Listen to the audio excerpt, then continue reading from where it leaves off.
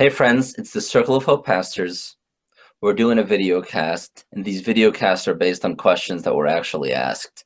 Last week was full of demonstrations and protests, and so one question that came up is, why do you guys do all the protests? Why are you involved in all the protests? Let me just begin by saying, for me, I'm witnessing to the gospel of Jesus Christ and the transformation that he wants to bring about in the world and is bringing about in the world. Things like peace, justice, environmental care, anti-racism. These are things that I think are in the Gospels, in the Bible, in the Sermon on the Mount, and also codified in our Proverbs. And so I begin there because that's where I am rooted. That's why I might join a protest. Why else? Why else would we protest, Ben? Well, for me, I want to represent the folks that can't speak for themselves or don't have as much opportunity or connection. So like I want to say, like, when, for example, they're using a drone command center in Horsham at the old Air Force base there, I want to go and say, no, I don't want you to basically have this secret assassination project in my name with my tax dollars. I'm going to say, no, don't kill people in this like kind of shady way. So I go to there's a monthly drone protest, and I go and I stand up and hold a sign and say, this is happening here. Do you know this? It's a good one. I mean, there's a lot of different forms of protest. I mean, protest is kind of like showing some kind of resistance, or right, or it's could be a kind of gathering, but sometimes it's a march, like the Women's March the other day. I was with, approximately 50,000 other people. That's one kind of movement where there's a lot of different, and it's global around, people are saying over 4 million. But lots of different signs, people from different, having different agendas, but essentially are all there. The central issue, was about just putting women at the front to say, like, hey, we can do better in our relating, we can be healthier. But there, last week there was also a liturgical witness at the steps of the Supreme Court building in D.C. that I was at, that was saying that Jesus challenges the myth of redemptive violence, and that the death penalty is a final way to say that somebody is beyond forgiveness, and we were challenging that presupposition.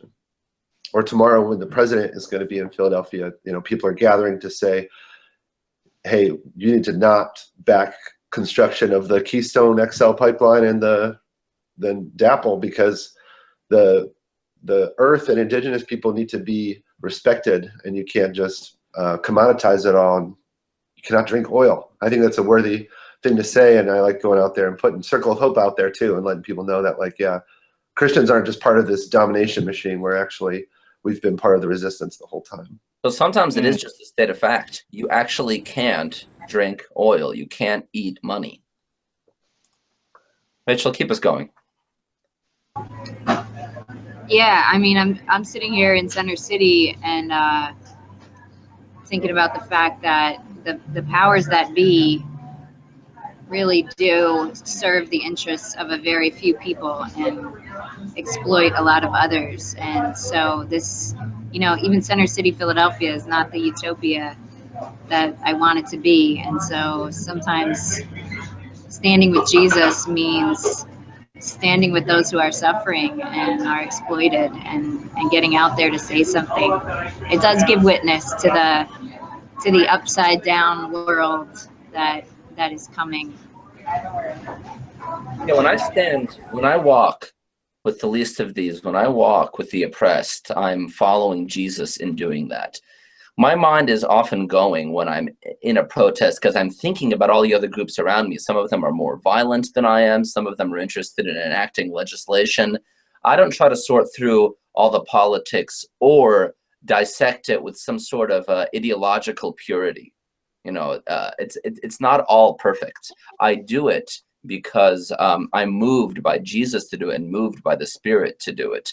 And someone may run into Jesus just by running into me at the protest, and I think that's good.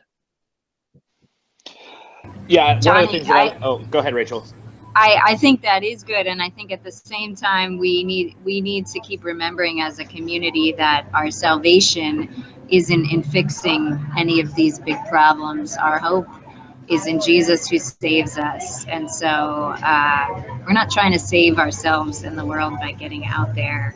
Are you We're saying trying to do our part in the worldwide redemption movement, but it ultimately our hope is in God. Amen, Rachel. What did you say while she was talking, Johnny? I was just wondering. I'm surprised that my salvation isn't in Barack Obama. No, you're not. I know.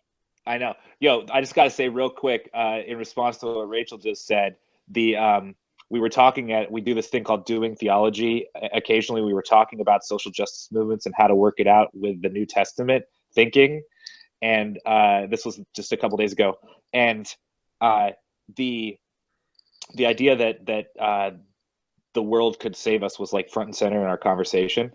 And I was really moved by the fact that no, we are like it's kind of basic Christian story, but we are already saved, and that's the reason we could go out there and do something like stand in front of the government and say no, even if maybe if we're not even sure that it's going to make like an incredible amount of difference, because that difference has been made by Jesus, and then so we can go in and enact it.